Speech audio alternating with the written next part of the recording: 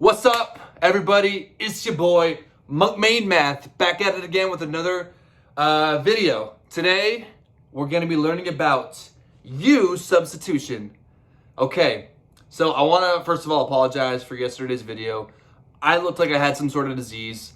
I don't know, the lighting in my room is off. I'm kind of learning about lighting, how to make the videos look okay. So anyway, yeah, we're going to get right into it. We're going to be doing a fun u-sub problem, and we're going to learn all about it. Okay, so starting this problem, I know some of you may think, well, Mason, it looks like we can multiply some of this out. And I tell you, yeah, we can, but that's going to be a lot of work.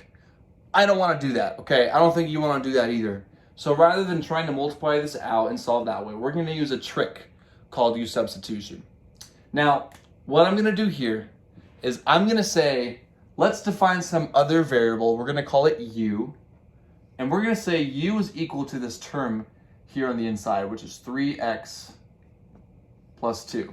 Now, I know your first impression might be, well, this seems kind of odd. Now we're throwing in some other variable. We're making this more confusing.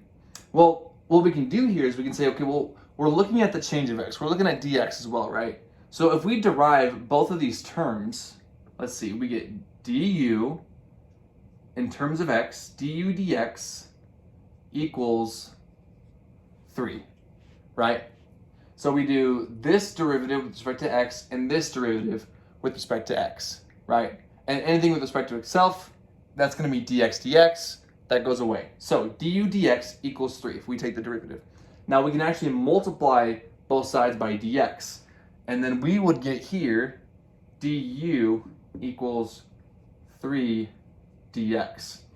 Now this is significant because now we have dx and dx. So we want to make sure because here we only have 1 dx. So we want to make sure we represent only 1 dx here. So we can actually divide both sides by 3 here, and we get 1/3 du is equal to dx. Okay. Now you might think, okay, great. What does that do? Well, what that does here is now we can actually rewrite this whole guy with u plugged in. So let's see, we said u is equal to 3x plus 2. Let's see, let's write that out. U to the 5th du, right? U is equal to 3x squared, that's to the power of 5 du, but wait, we forgot, it's gonna be 1/3, right? Because 1 dx is actually equal to 1/3 of these du's. So we can actually pull it out and put the 1/3 right here.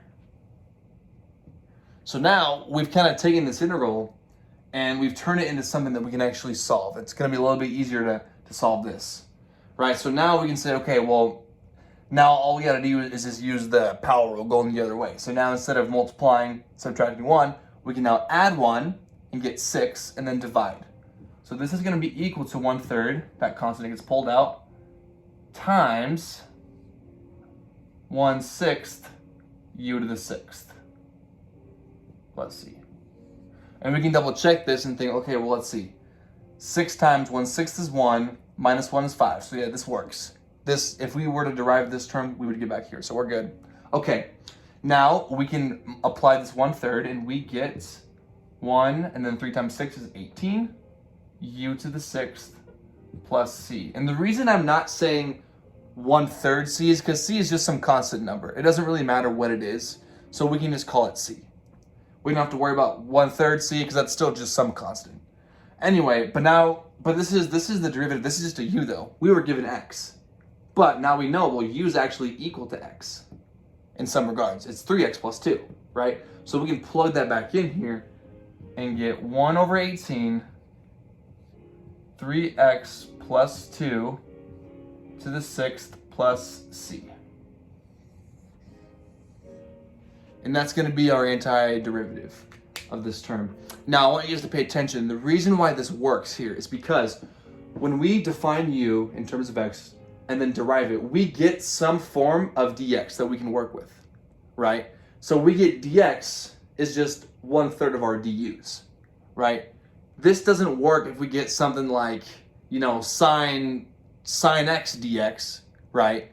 And we don't have a sine. There's no way for us to get rid of that, right? This works because the derivative was just some constant. So we were able to pull it out, apply it here, and then solve. So I hope that kind of helped in case you guys haven't really been getting u-sub too much. But yeah, so this is going to be your answer. And we'll do more problems in the future. Hope that helped. I'll see you guys in the next one.